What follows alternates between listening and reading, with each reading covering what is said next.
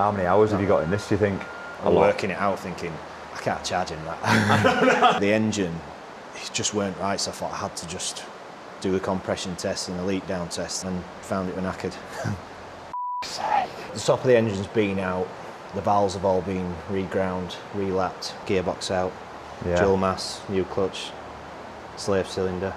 Do you think he'll have known?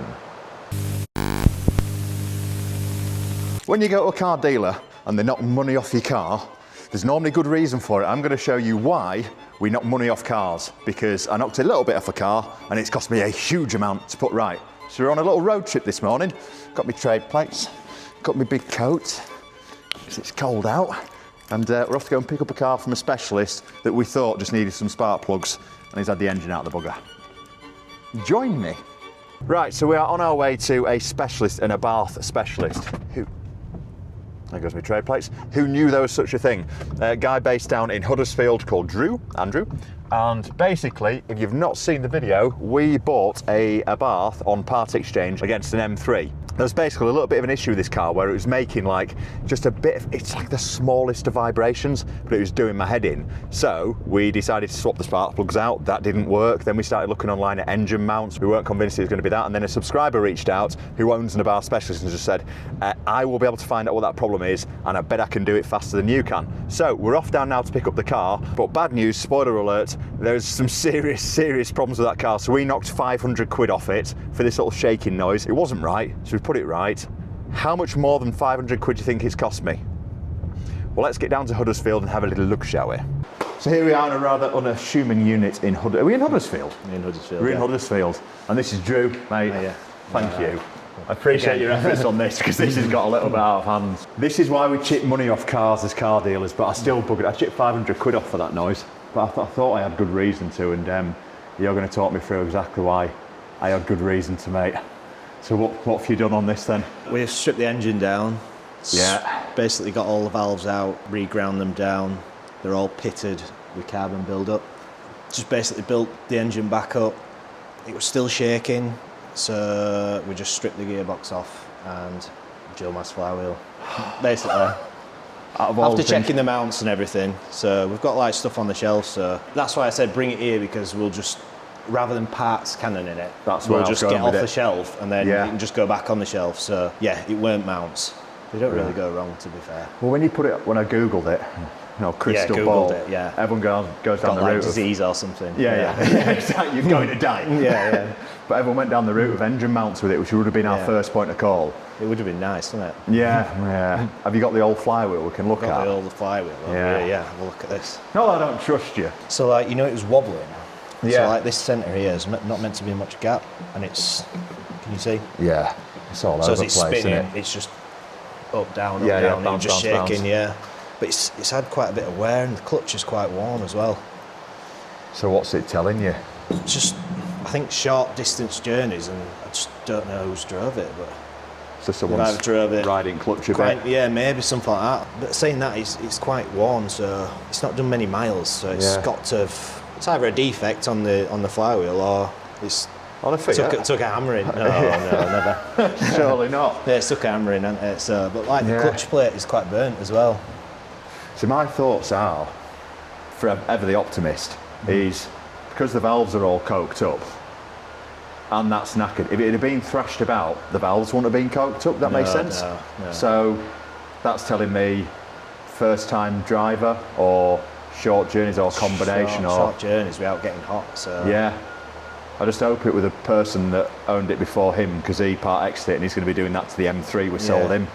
To be fair, he probably obviously knew it was shaking, but he might have had a quote of this dual mass flywheel, so that quote's probably going to be like £1,000 something. Yeah, exactly. Full clutch flywheel and everything. So maybe he just jumped on when you said.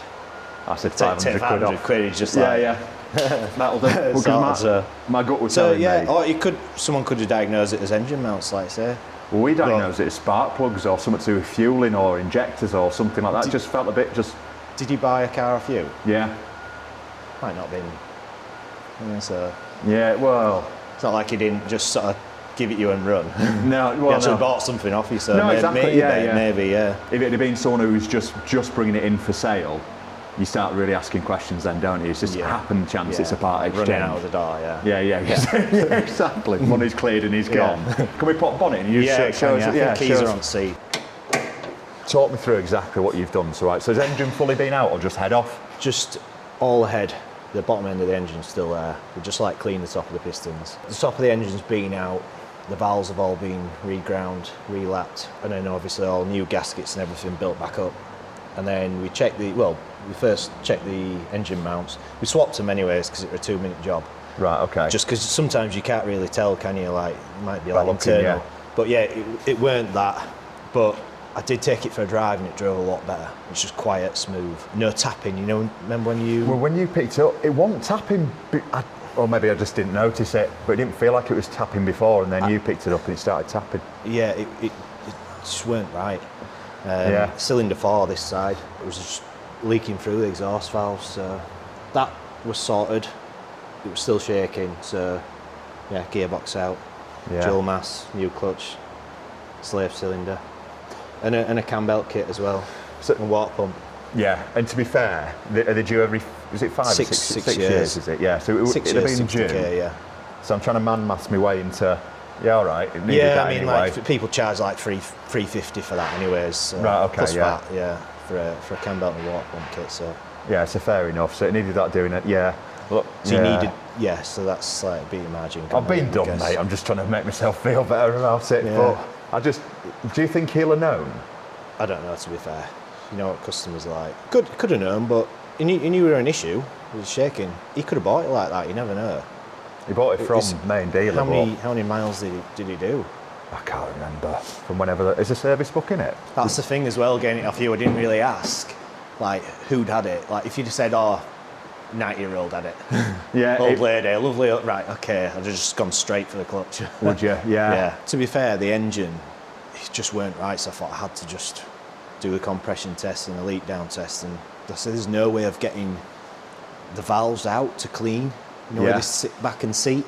I'm glad I've gone special. This way, and I'm not blowing smoke up your ass. I've already had the invoice. You'd have probably paid for 3 mounts, wouldn't you, as well? Yeah, that'd have been first thing.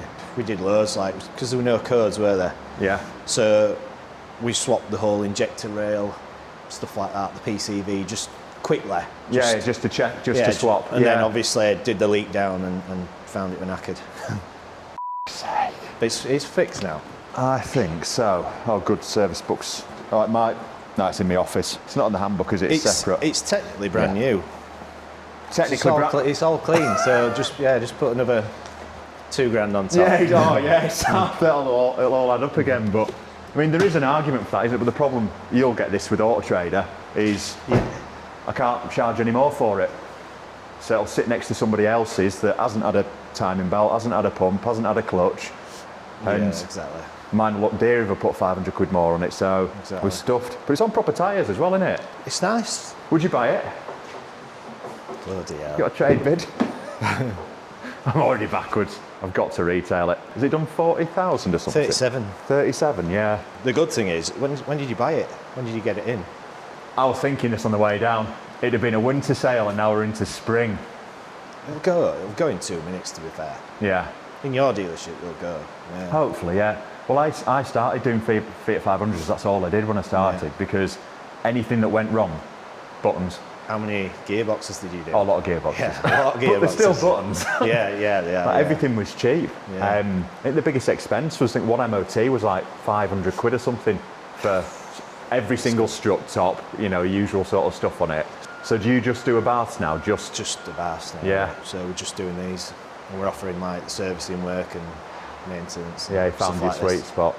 It's one of those, isn't it? Niche into something, but then you're missing out on other cars you're going to get in, so I have to just trade everything out. We've toyed with this though, because I quite like an AMG, so just do AMG stuff or just do whatever. I think the benefit is, if this had come into you, you'd have gone straight away, that's more than 500 quid. Yeah. You'd have known. Yeah. And I was naive. Well, it's the labour as well, we tackle that, don't we? So how many hours have you got in this, do you think?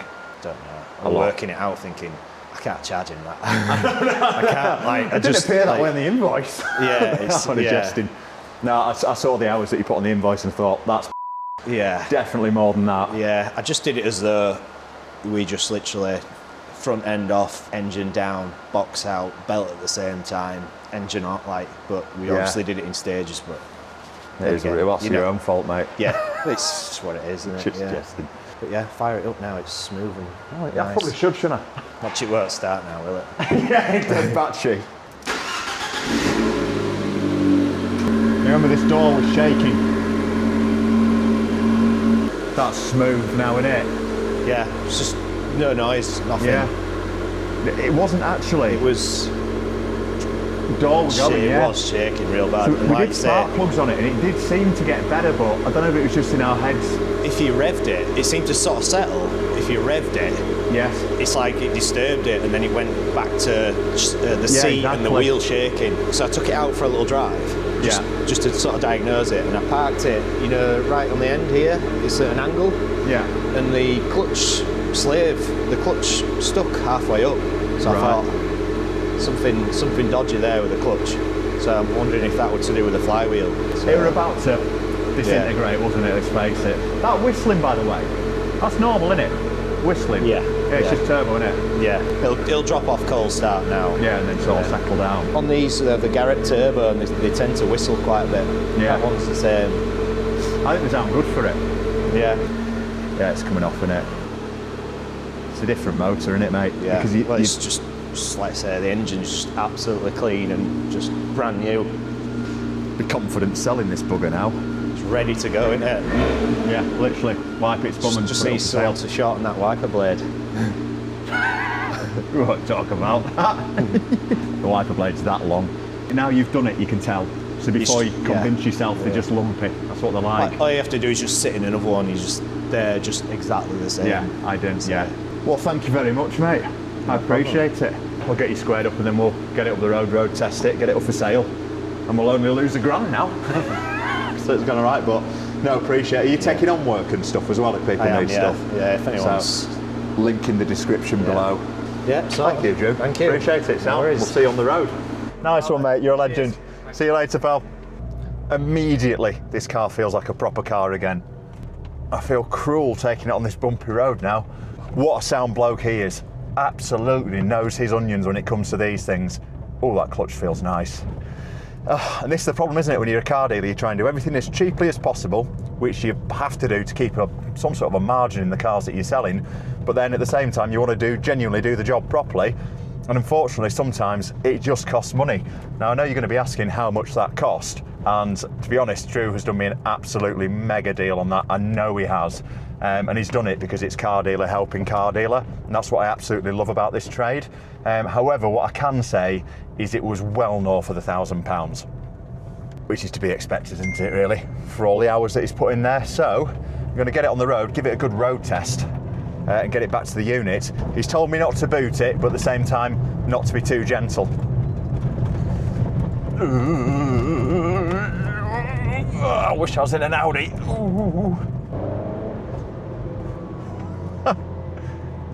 Spot on. Really, really pleased with this, and this is the benefit of going to a specialist because they know what a good one should feel like. And the problem is being a car dealer, you sell that many different types of car. The question is, do you really, really know what you're on about with each individual one? I thought I did with this because I've sold plenty of Fiat 500s in the past, but that juddering noise, I had a feeling it was worse than I thought it was, and unfortunately my feeling was correct. I just didn't know what it was. Well, every day's a school day, and now I do know, so I won't make that mistake again.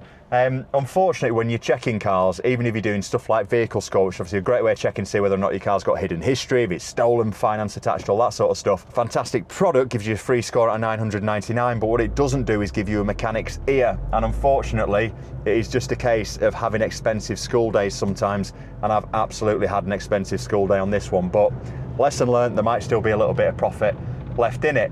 I think the question really is, what's gone wrong with this? And the more I think about it, I think the car's just not been thrashed enough. And cars are made to be driven hard, they just are. And unfortunately, as a result of which, it's had issues with the head there and with the valves, which has coked it up. And then it does sound like someone's just been on and off, on and off, on and off, and that clutch. It's just one of those cars being used as a city car, hasn't it? By the looks of things. So Yeah, gutted. Anyway, it drives very well now, and I've been able to enjoy a proper hot hatch again on my way back from Huddersfield. So just had a bit of a hoot through the centre of Bradford there, just nipping in and out of traffic. And hot hatches are, I think, something I'm getting more and more excited by the older I'm getting, as weird as that might sound.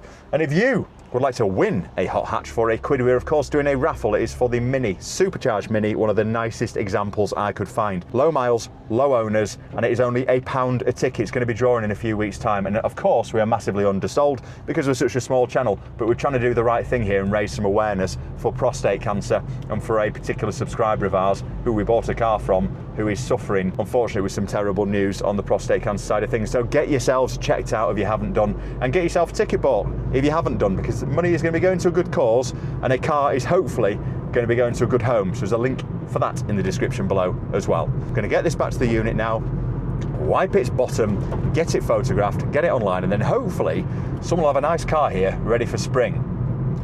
Another day in life for a car dealer, and another lesson learnt, unfortunately. It's the nature of the beast, and it's very much water off a duck's back now. It's just another bill, which I need to pay when I get back. I'll do that, Drew. And I'll see you on the next one. Cheers.